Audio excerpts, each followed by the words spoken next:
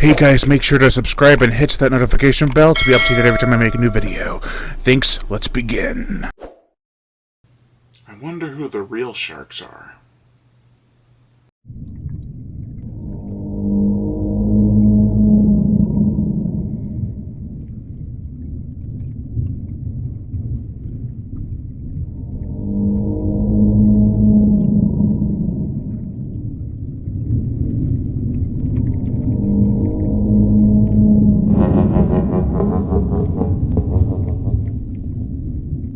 Jaws of Death.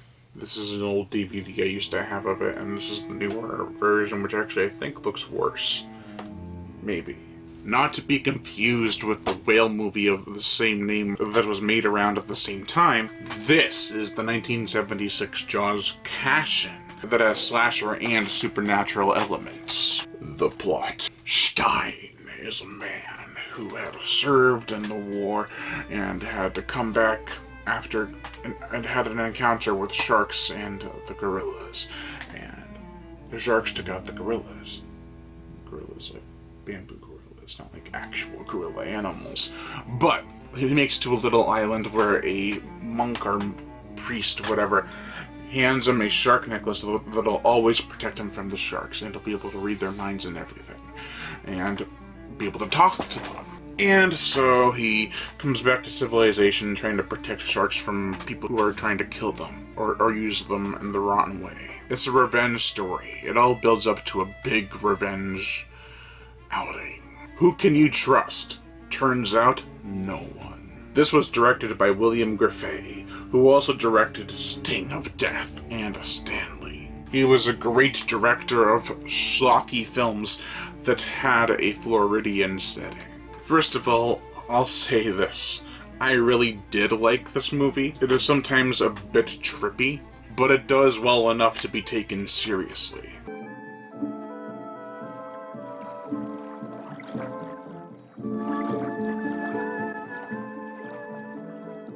For the characters, we have Sonny Stein, played by Richard Jekyll from Grizzly and Day of the Animals. Now, he is a great actor. There's a part near the end where I felt really bad for him and the sharks.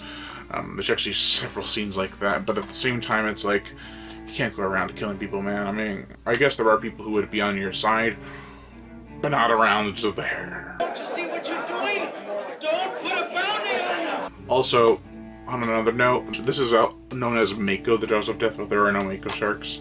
He takes care of no Mako sharks, so why is it called Mako? Anyway, great actor, pretty good character. Then there's Karen, played by Jennifer Bishop from Bigfoot from 1970. She uses Sonny. Uses him like a towel. Wraps herself around him, then shakes him off. It's like, what a bitch. She also can swim underwater for a long time, and there's a bar she's in that she swims around in a tank and has people ogle at her. Barney, played by Buffy D, is the owner of the bar and her husband. He is a massive man. He lived a long time, all things considered. Harold Oddjob Cicada from Invaders of the Lost Gold, which I reviewed not too long ago, is a henchman. He doesn't have much to do, but he does laugh a lot, like in Invaders of the Lost Gold. His friend and other henchman, Charlie, played by John Davis Chandler, who played the first kill in Carnosaur 2, Zeb, is a skinnier version of his friend. He's like the wisecracking fungi who probably has a lot of fungus, like fungi. I make jokes and I fail. Whitney, the aquarium scientist, played by Ben Cronin, is a slimy, disturbingly manipulative man. Have you seen one case of abuse? No, but they're not happy. But think of the good they're doing for all the other sharks. And I hate him for that. He's like, oh, we always take care of your sharks, don't we? We'll take good care of them this time. I promise. We just want to see them give birth alive. You bastard. He's bringing her in on Saturday, and her name is Matilda. They used dead sharks in this movie.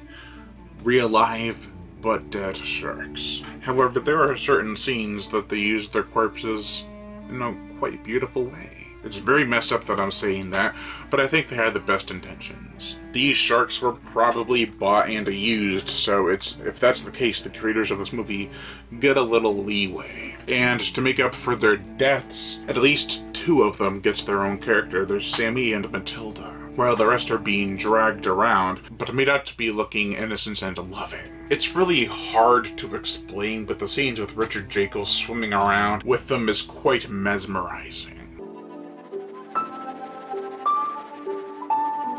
The film takes place and was filmed in Key West, Florida.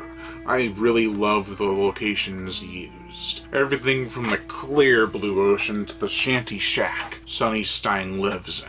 It's all very oceanic and I love it. The gore, the effects, we get people bitten by sharks and the water turns red. Sonny kills people by hooks and a shark gun.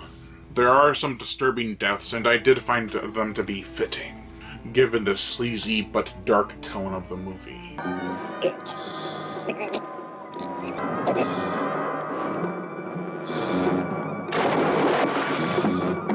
You want to see these bastards pay for what they're doing. Sonny and the sharks rack up quite the nice body count. The motion picture soundtrack, lots of piano work. William Lewis and Paul Ruland, the former of which provided a ton of stock music for future movies, bring a jazzy style to the movie's music.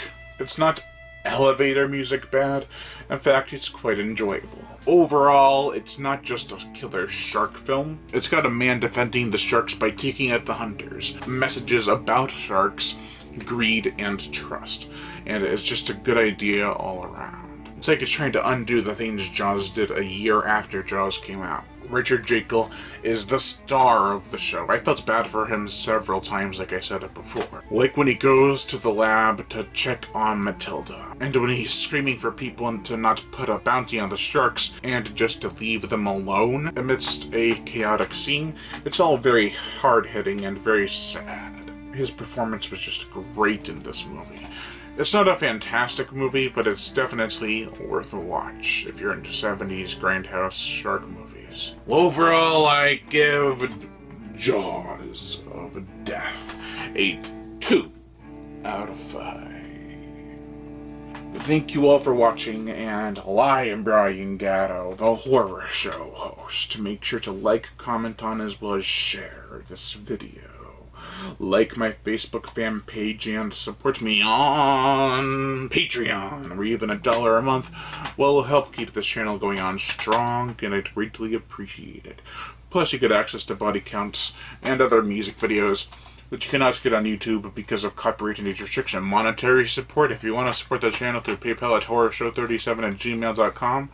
That'd be greatly appreciated. But if you don't want to support me with any money, you can always just hit that notification bell to be notified every time I make a new video. And as always, subscribe.